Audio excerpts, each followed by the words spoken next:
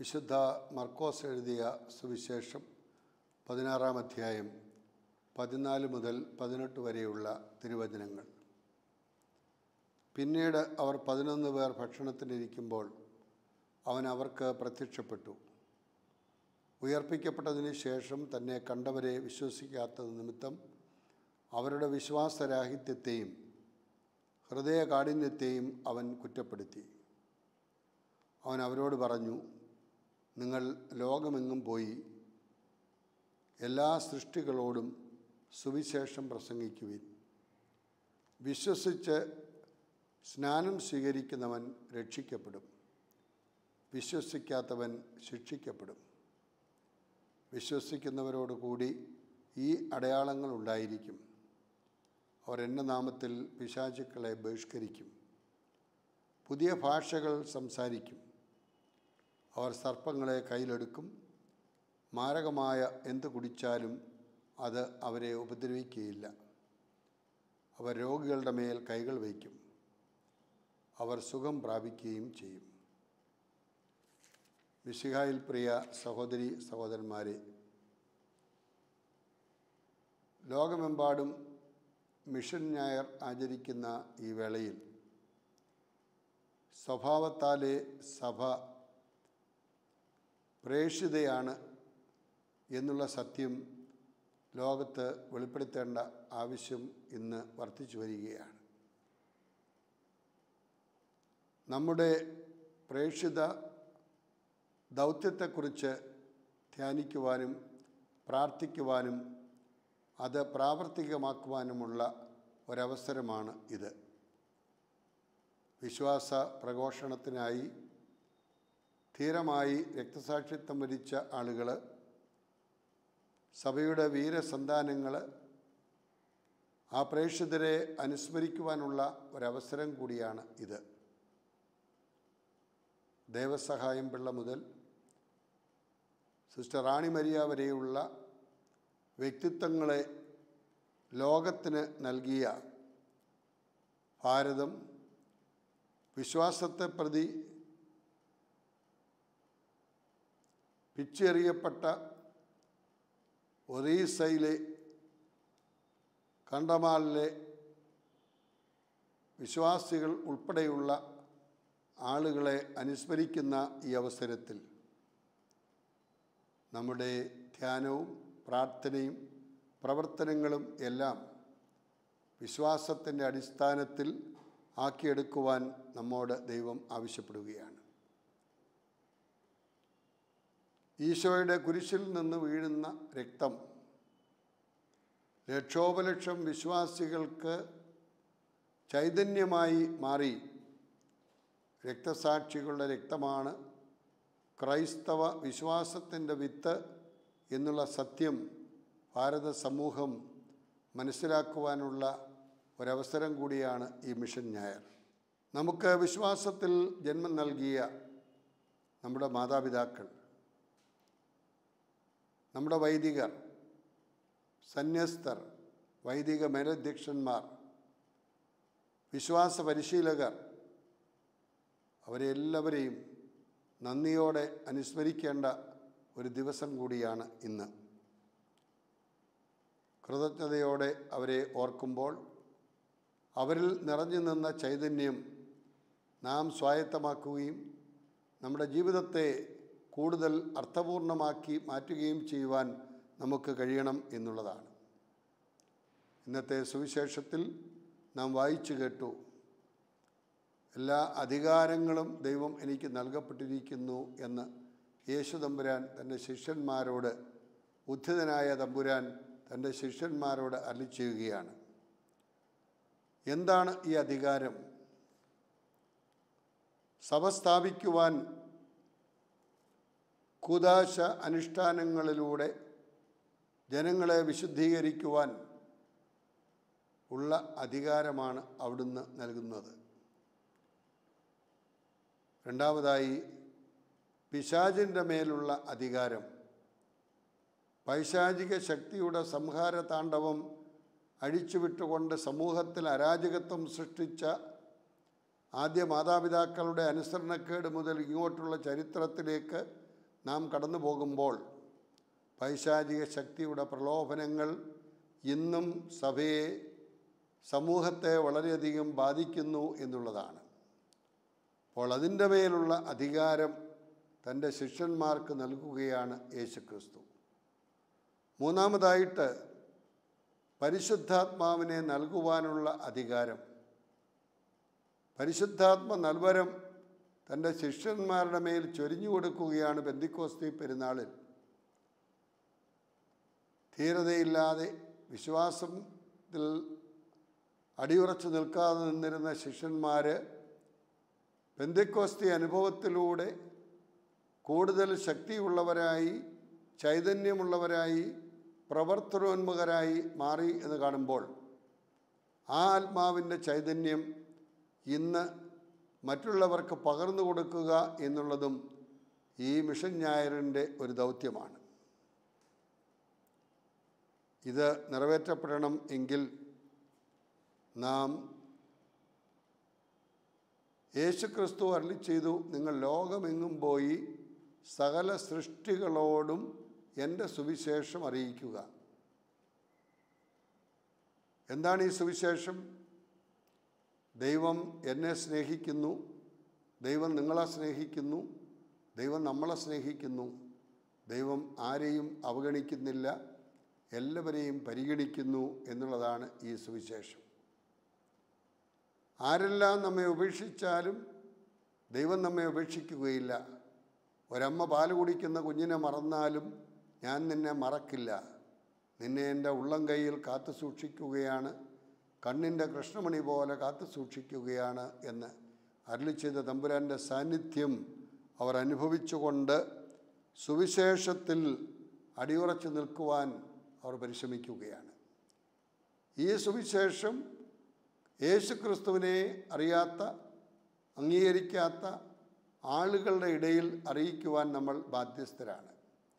എല്ലാ ഭൂഖണ്ഡങ്ങളിലും സമസ്ത സൃഷ്ടവസ്തുക്കളോടും, മനുഷ്യരോട് മാത്രമല്ല, മണ്ണിനോടും മരങ്ങളോടും പറവകളോടും മൃഗങ്ങളോടും മനുഷ്യരോടും ഈ സുവിശേഷം അറിയിക്കുവാൻ നമുക്ക് കഴിയണം.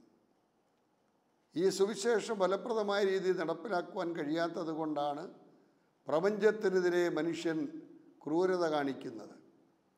അതിൻ്റെ പരിണിതഫലമായി ന്യൂട്ടൻ്റെ തത്വത്തിൽ നമ്മെ ഓർമ്മിപ്പിക്കുന്നത് പോലെ നമ്മുടെ ഓരോ പ്രവൃത്തികൾക്കും തത്തുല്യമായ പ്രതിഫലനങ്ങൾ ഉണ്ടായിക്കൊണ്ടിരിക്കുകയാണ്.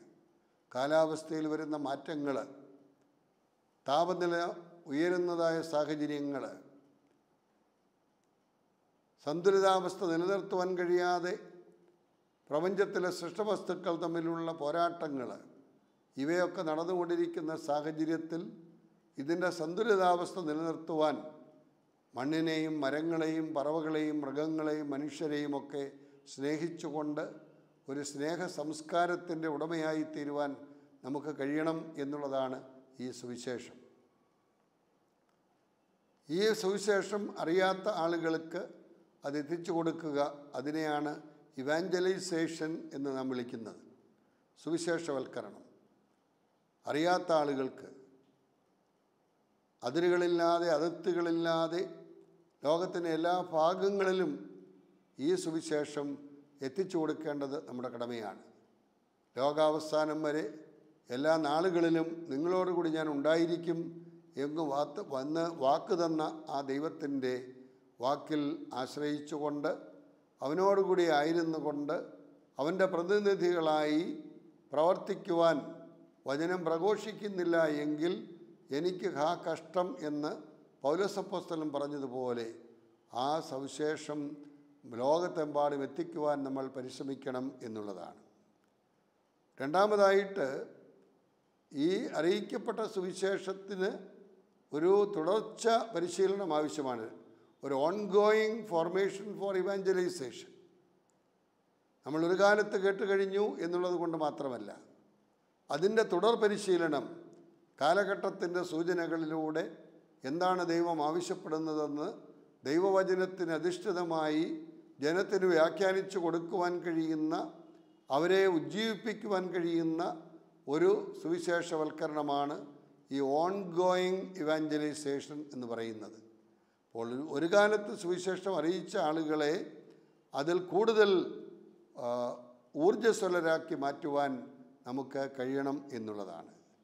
മൂന്നാമതായിട്ട്, പലരും വിശ്വാസമൊക്കെ സ്വീകരിച്ച് ജീവിതത്തിൽ പ്രാവർത്തികമാക്കുവാൻ കഴിയാത്ത ഒരവസ്ഥയിൽ പ്രതിസന്ധികളിലൂടെ കടന്നു പോകുമ്പോൾ അവിടെ ഇവാഞ്ചലൈസേഷൻ, സുവിശേഷവൽക്കരണത്തിൻ്റെ പുനരാവിഷ്കരണം സൂചനകളിലൂടെ മനസ്സിലാക്കിക്കൊണ്ട് എങ്ങനെ കൂടുതൽ പ്രാവർത്തികമാക്കാമെന്ന് ചിന്തിച്ച് പ്രവർത്തിക്കേണ്ട ഒരു കാലഘട്ടമാണ്. അതിനുവേണ്ടി എല്ലാ മിഷണറിമാർക്ക് വേണ്ടി നമുക്ക് പ്രാർത്ഥിക്കാം. തമ്പുരാൻ്റെ മിഷൻ തുടർന്നുകൊണ്ട് പോകുന്നതിന് വേണ്ടി പ്രാർത്ഥിക്കാം. വചനത്തിൽ അധിഷ്ഠിതമായ ഒരു ജീവിതം നയിച്ചുകൊണ്ട് തമ്പുരാൻ്റെ ഇഷ്ടമെന്താണെന്ന് ഓരോ സാഹചര്യങ്ങളിലും മനസ്സിലാക്കി പ്രവർത്തിക്കുവാൻ വചനത്തോട് ആഭിമുഖ്യമുള്ളവരായിരിക്കുവാൻ നമുക്ക് പ്രാർത്ഥിക്കാം. നമ്മുടെ ജീവിതം ഒരു മാറ്റത്തിലൂടെ, ഇതുവരെയും ഈ സുവിശേഷം വേണ്ട രീതിയിൽ പ്രയോജനപ്പെടുത്തുവാൻ എനിക്ക് കഴിഞ്ഞില്ല എങ്കിൽ ഇനിയുമുള്ള കാലഘട്ടങ്ങളിലെങ്കിലും അത് നിർവഹിക്കുവാനുള്ള അനുഗ്രഹം തമ്പുരാൻ നൽകണമേ എന്നും അവിടുത്തെ കൽപ്പന പാലിച്ചുകൊണ്ട് ജീവിക്കുവാൻ നമുക്ക് കഴിയണമേ എന്നും നമുക്ക് പ്രാർത്ഥിക്കാം. മർക്കോസിൻ്റെ വിവരണം അനുസരിച്ച് ഉയർപ്പ് ഞായറാഴ്ച വൈകുന്നേരമാണ് ശിഷ്യന്മാരെ അന്വേഷിച്ച് യേശു തമ്പുരാൻ കടന്നു വരുന്നത്. മർക്കോസിൻ്റെ സുവിശേഷം 16-ാം അധ്യായം 14-ാം വാക്യത്തിൽ യേശു ഉയർത്തെഴുന്നേറ്റു എന്ന വാർത്ത മാത്രമല്ല, യേശു ഉയർത്തെഴുന്നേൽക്കാനുള്ള സാധ്യത പോലും അവരുടെ മനസ്സിലില്ലാത്ത ഒരു സാഹചര്യമായിരുന്നു ശിഷ്യന്മാർക്ക്. യഹൂദന്മാരെക്കുറിച്ചുള്ള ഭയം നിമിത്തം കഥകളടച്ചിരിക്കുന്ന ശിഷ്യന്മാർ. അപ്പോൾ പുനരുത്ഥാനത്തെക്കുറിച്ചോ അവിടുന്ന് പുനരുദ്ധാനം ചെയ്യുമെന്നുള്ള സാധ്യതകളെക്കുറിച്ചോ പോലും ചിന്തിക്കുവാനാവാത്ത വിധത്തിൽ അവരുടെ ചിന്തകളെ ഒക്കെ ഭയത്തിൻ്റെതായ ഒരു സാഹചര്യത്തിൽ നിലനിർത്തിയ ഒരു പശ്ചാത്തലമാണ് അവിടെ കാണുന്നത്.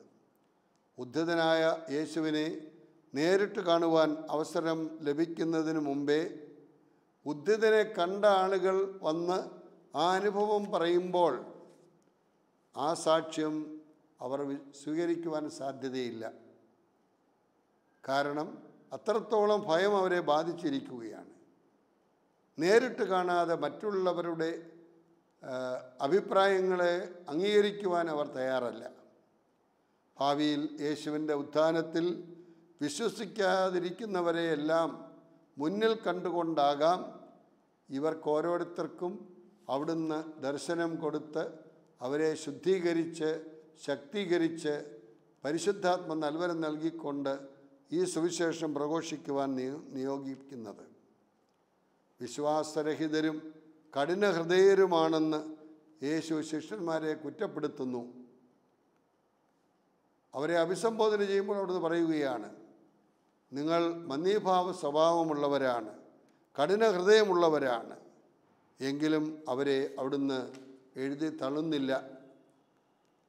വലിയ പ്രേക്ഷിത ദൗത്യം അവരെ ഫലമേൽപ്പിക്കുകയാണ് ചെയ്തത്. ശിഷ്യന്മാരുടെ പ്രേക്ഷിത ദൗത്യത്തിൻ്റെ സാർവത്രിക മാനത്തിന് മർക്കോസ് ഇവിടെ ഊന്നൽ നൽകുകയാണ്. ശിഷ്യന്മാരെ അതിനുവേണ്ടിയാണ് അവിടുന്ന് തിരഞ്ഞെടുത്തത്. സമൂഹത്തിൽ സമുന്നത സ്ഥാനമൊന്നുമില്ലാതിരുന്ന ഉക്കുവരായ, അക്ഷരാഭ്യാസമില്ലാത്തവരായ, എടുത്തിയാട്ടക്കാരായ, ചുങ്കം പിരിച്ചുകൊണ്ടിരുന്നവരായ, തീവ്രവാദികളായ ആളുകളെയാണ് അവിടുന്ന് വിളിച്ചത്. ലോകത്തിലെ ജ്ഞാനികളെ ലജ്ജിപ്പിക്കുവാൻ അവിടുന്ന് ഭോഷന്മാരെ തിരഞ്ഞെടുത്തു. അങ്ങനെയായിരുന്നുവെങ്കിൽ ഈ ശിഷ്യന്മാർക്ക് പ്രേക്ഷിത ദൗത്യത്തിൻ്റെ ആ ഒരു ഉൾക്കാഴ്ച ലഭിക്കുന്നത് യേശുവിൻ്റെ പുനരുത്ഥാനത്തിന് ശേഷം അവർക്ക് പ്രത്യക്ഷപ്പെടുമ്പോഴാണ്. എല്ലാം എന്നതിന് ഹപാന്ത എന്ന ശക്തമായ വാക്കാണ് മർക്കോസ് ഉപയോഗിച്ചിരിക്കുന്നത്. ലോകത്തിൻ്റെ എല്ലാ ഭാഗങ്ങളിലും സുവിശേഷം അറിയിക്കുക. എല്ലാ ജനങ്ങളോടും മാത്രമല്ല, സമസ്ത സൃഷ്ടവസ്തുക്കളോടും അവിടുത്തെ സുവിശേഷം അറിയിക്കുക.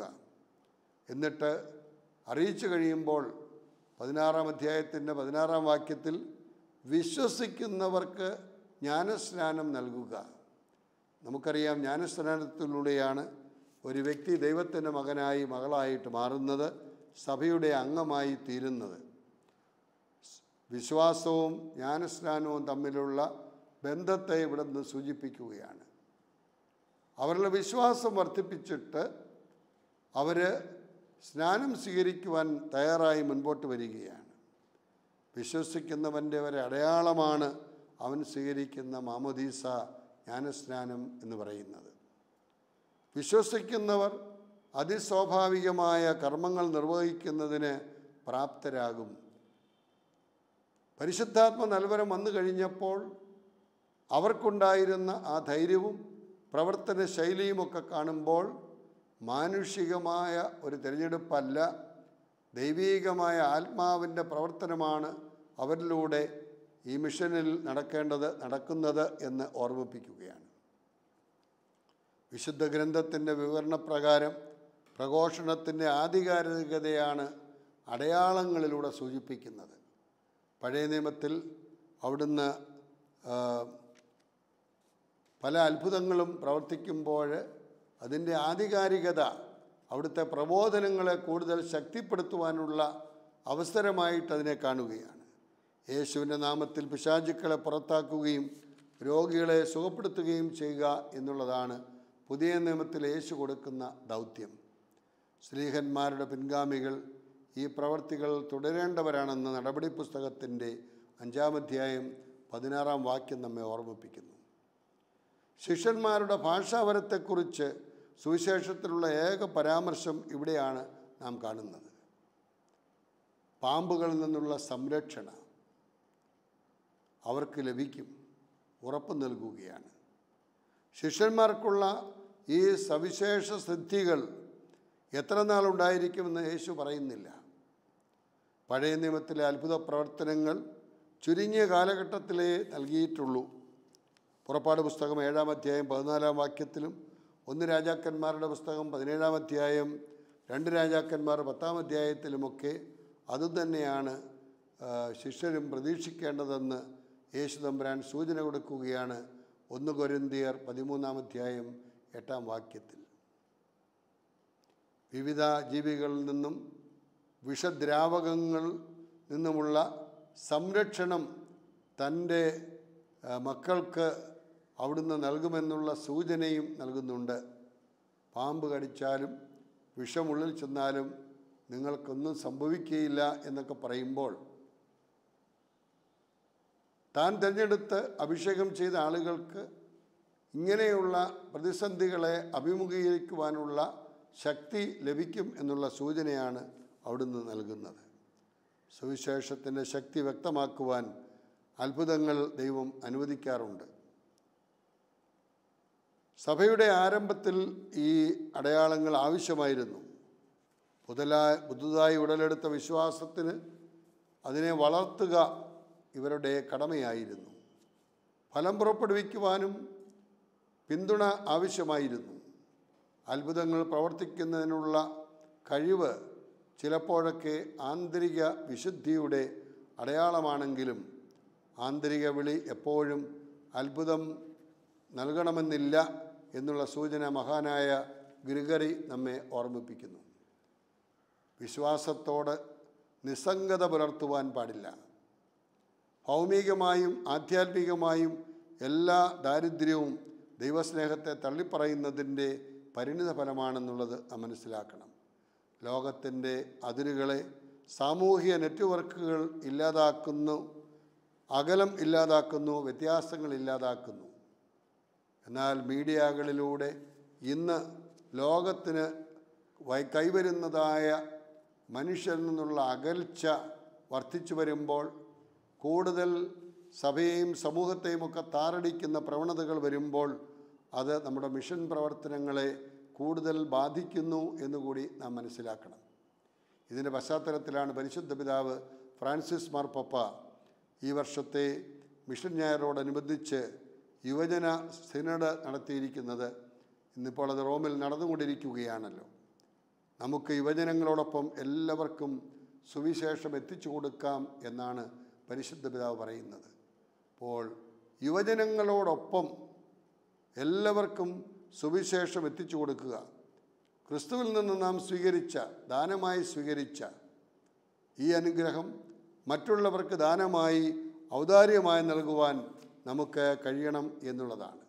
വിശുദ്ധ ജോൺ പോൾ രണ്ടാമൻ മാർപ്പാപ്പ മിഷൻ വിശ്വാസത്തെ പുനർജീവിപ്പിക്കുന്നു എന്ന് രക്ഷകൻ്റെ മിഷനിൽ 2ാമത്തെ ചാപ്റ്ററിൽ എടുത്തു പറയുന്നുണ്ട്. അപ്പോൾ മിഷൻ വിശ്വാസത്തെ പുനർജീവിപ്പിക്കുകയാണ്. തമ്പുരാൻ്റെ ദൗത്യം നിറവേറ്റുവാൻ നിയോഗിക്കപ്പെട്ട വ്യക്തികൾ എന്നുള്ള നിലയിൽ നാം ഇറങ്ങി പുറപ്പെടുമ്പോൾ, പ്രവർത്തിക്കുമ്പോൾ നമ്മുടെ വിശ്വാസത്തെ നാം കൂടുതൽ ജീവിപ്പിക്കുകയാണ്, ഉജ്ജീവിപ്പിക്കുകയാണ്. സുനഹദോസ് റോമിൽ നടക്കുന്ന അവസരത്തിൽ യുവജനങ്ങളോടും യുവജനങ്ങളിലൂടെ എല്ലാ ക്രൈസ്തവ സമൂഹത്തോടും വിശ്വാസത്തെ പൂർണ്ണമായി ഗ്രഹിക്കുവാൻ സുനഹദോസ് ക്ഷണിക്കുകയാണ്. കർത്താവായ യേശുവിന് പറയുവാനുള്ളത് എന്താണെന്ന് വിശ്വാസത്തിൻ്റെ വെളിച്ചത്തിൽ മനസ്സിലാക്കുവാൻ നമുക്ക് കഴിയണം. നമ്മുടെ ജീവിതം ഒരു മിഷനാകണം എന്ന് പരിശുദ്ധ പിതാവ് ഈ സിനഡിൽ എടുത്തു പറയുകയാണ്. ഓരോ സ്ത്രീയും പുരുഷനും മിഷനാണ്. ഈ ലോകത്തിലേക്ക് ദൈവം തമ്പുരാൻ നമ്മെ അയച്ചിരിക്കുന്നത് ഒരു പ്രത്യേകമായ ദൗത്യത്തോടു കൂടിയാണെന്ന് മഹാകവി രവീന്ദ്രനാഥ ടാഗോർ പറയുന്നുണ്ടല്ലോ. അതുപോലെ തന്നെ ജ്ഞാനസ്നാനം സ്വീകരിച്ച ഓരോ വ്യക്തിയിലും ഒരു ദൗത്യം തമ്പുരാൻ കൊടുക്കുന്നുണ്ട്. ആ ദൗത്യം എന്താണെന്ന് അവിടുത്തെ ആകർഷണ വലയത്തിലേക്ക് വരുവാനും ആകർഷണ വലയത്തിൽ നിന്നും കൊണ്ട് അവിടുന്ന് നമ്മെ അയക്കുവാനും അവിടുത്തെ പ്രതിനിധികളായി പ്രവർത്തിക്കുവാനുമുള്ള ഒരു വിളിയാണ് നമുക്ക് നൽകിയിരിക്കുന്നത്. ആകർഷിക്കപ്പെടുക, അയക്കപ്പെടുക എന്നത് നമ്മുടെ ഭാവിയുടെ വാഗ്ദാനവും ജീവിതത്തിൻ്റെ മാർഗദർശനവുമാണ്. ലോകത്തോട് നമുക്കുള്ള ഉത്തരവാദിത്വം സന്തോഷപൂർവ്വം ജീവിക്കുക എന്നത് വലിയൊരു വെല്ലുവിളിയാണ്. യൗവനത്തിൻ്റെ പ്രകാശത്തെ നിഴലുകളെയും കുറിച്ച് മാർപ്പാപ്പ ഓർമ്മപ്പെടുത്തുന്നുണ്ട്. നമ്മുടെ തന്നെ തിരഞ്ഞെടുപ്പ് കൊണ്ടല്ല നാം ഈ ലോകത്തിലായിരിക്കുന്നത്. നമുക്ക് മുമ്പേ ഉള്ള ഒരു പ്രാരംഭ ശക്തി ഉണ്ടെന്നും അത് നമുക്ക് അസ്തിത്വം നൽകുന്നുവെന്നുമുള്ള ബോധ്യം നമ്മളിൽ ഉണ്ടാകണം. നാം പ്രഘോഷിക്കേണ്ടത് യേശുക്രിസ്തുവിനെയാണ്. യേശുക്രിസ്തു വഴിയും സത്യവും ജീവനുമാണ്. അവിടുന്ന് പ്രകാശമാണ്. അവിടുത്തെ വഴികളിലൂടെ സഞ്ചരിക്കുവാൻ, അവിടുത്തെ സത്യത്തെ സ്വാംശീകരിക്കുവാൻ, അവിടുത്തെ ജീവൻ്റെ നിലയും വിലയും മനസ്സിലാക്കി പ്രവർത്തിക്കുവാൻ, അന്ധകാരത്തിൽ ജീവിച്ച ജനതയെ ഒരു പ്രകാശം കണ്ടതുപോലെ തമസോമ ജ്യോതിർഗമയ എന്ന് ബൃഹദാരണ്യ ഉപനിഷത്ത് ഓർമ്മിപ്പിക്കുന്നത് പോലെ സമൂഹത്തിലുള്ള അന്ധകാരത്തെ പഴിക്കുവാനല്ല, അവിടെ ഒരു പ്രകാശമായി തീരുവാനാണ് ദൈവം നമ്മെ വിളിക്കുന്നത്. അതുകൊണ്ട് യുവജനങ്ങളോടൊപ്പം നിന്നുകൊണ്ട് അനേകം സഹോദരങ്ങളുടെ മുഖങ്ങൾ വലിയ സഹനവും ദാരിദ്ര്യവും കൊണ്ട് വികലമാക്കപ്പെട്ടിരിക്കുന്നു. ഇത് മനസ്സിലാക്കി പ്രവർത്തിക്കുവാൻ നമുക്ക് കഴിയണം. സുവിശേഷത്തോടുള്ള സ്നേഹം ക്രിസ്തുവിനോടുള്ള സ്നേഹം തന്നെയാണ്. യേശുവിൻ്റെ കുരിശിൽ നിന്ന് ആത്മബലിയുടെ യുക്തി നാം പഠിക്കുന്നു. ലോകത്തിൻ്റെ ജീവന് വേണ്ടിയുള്ള സുവിശേഷ പ്രഘോഷണമാണ് അത്. വിശ്വാസത്തെ ലോകത്തിൻ്റെ അതിരുകളിലേക്ക് പകരുക, അതാണ് ഈ മിഷൻ ഞായറിൽ പരിശുദ്ധ പിതാവ് നമ്മിൽ നിന്നും പ്രതീക്ഷിക്കുന്നത്. അതിരുകളില്ലാത്ത, അതിർത്തികളില്ലാത്ത ദൈവത്തിൻ്റെ സ്നേഹം മറ്റുള്ളവർക്ക് എത്തിച്ചു കൊടുക്കുക. ജീവിതയാത്രയിൽ മുതിർന്നവർക്ക് ജ്ഞാനവും അനുഭവവും യുവതലമുറയ്ക്ക് നൽകുവാൻ കഴിയണം. മുതിർന്നവർ സാക്ഷ്യവും പ്രോത്സാഹനവും യുവജനങ്ങൾക്ക് നൽകണം. അപ്പോൾ പ്രായമായെന്നോ ചെറുപ്പമെന്നോ എന്നുള്ള വ്യത്യാസത്തിൽ മാറി നിൽക്കാതെ ഓരോരുത്തരും അവരവരുടെ കടമകൾ അഭംഗുരം നിറവേറ്റുമ്പോൾ മറ്റുള്ളവർക്ക് അതൊരു പ്രചോദനമായി മാറും. വിശ്വാസത്തിൻ്റെ പകർന്നു നൽകൽ സഭയുടെ മിഷൻ കേന്ദ്രമാണ്. അത് പകർന്നു കൊടുക്കുവാൻ നമുക്ക് കഴിയണം. ഈ വ്യാപനത്തിന് നാം എല്ലാവരും ബാധ്യസ്ഥരാണെന്ന് നമ്മെ ഓർമ്മിപ്പിക്കുകയാണ് പരിശുദ്ധ പിതാവ്. അവസാനമായി അദ്ദേഹം എടുത്തു പറയുന്നത്, നിങ്ങൾ സ്നേഹത്തിന് സാക്ഷ്യം വഹിക്കുക. തൻ്റെ സഭയിൽ വസിക്കുന്ന യേശുവിനെ വ്യക്തിപരമായി കണ്ടുമുട്ടാൻ സഹായിക്കുന്ന എല്ലാവരെയും പാപ്പ നന്ദിയോടെ ഓർക്കുകയാണ്. ഇടവകകൾ, ഭക്തസംഘടനകൾ, സന്യാസ സമൂഹങ്ങൾ, മിഷണറി പ്രസ്ഥാനങ്ങൾ എല്ലാം തന്നെ പ്രേക്ഷിത സേവനത്തിൽ ഏറ്റവും എളിയവരെ സ്നേഹിക്കുന്ന യുവജനങ്ങളെ അവിടുന്ന് ബഹുമാനിക്കുന്നു.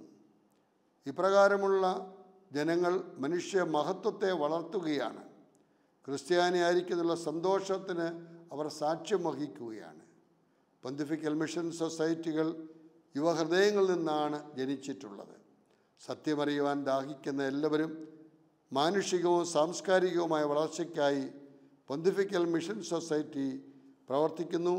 അനുദിന ജീവിതത്തിൽ ആ പ്രവർത്തനങ്ങളോട് ചേർന്ന് പ്രവർത്തിക്കുവാൻ നമുക്ക് കഴിയണം. സുവിശേഷത്തിന് സാക്ഷ്യം വഹിക്കുവാൻ മക്കളെ ഈ സൊസൈറ്റി ഒരുക്കണം. തങ്ങൾക്കുള്ളത് എന്നതിനേക്കാൾ തങ്ങൾ ആയിരിക്കുന്നത് മറ്റുള്ളവർക്ക് ഉദാരമായി നൽകുക. ഒന്നും കൊടുക്കാനില്ലെന്നും ആർക്കും ഞങ്ങളെക്കൊണ്ട് ആവശ്യമില്ലെന്നും ഒരിക്കലും നാം ചിന്തിക്കരുത്. ഏറെ ആളുകൾക്ക് നമ്മളെക്കൊണ്ട് ആവശ്യമുണ്ട്. നിങ്ങൾ ഓരോ വ്യക്തിയും ഹൃദയത്തിൽ ഇങ്ങനെ ചിന്തിക്കണം, അനേകർക്ക് ആവശ്യമുള്ള ആളാണ് ഞാൻ. യുവജനങ്ങളോട് പറഞ്ഞ ഈ വാക്കുകൾ നമ്മുടെയൊക്കെ ജീവിതത്തിൽ, നമ്മുടെ മിഷൻ പ്രവർത്തനങ്ങളിൽ കൂടുതൽ ഊർജ്ജസ്വലരായി പ്രവർത്തിക്കുവാൻ, തമ്പുരാൻ്റെ ദൗത്യം നിറവേറ്റുവാൻ നമ്മെ ഏവരെയും അവിടുന്ന് വാഴ്ത്തി അനുഗ്രഹിക്കട്ടെ.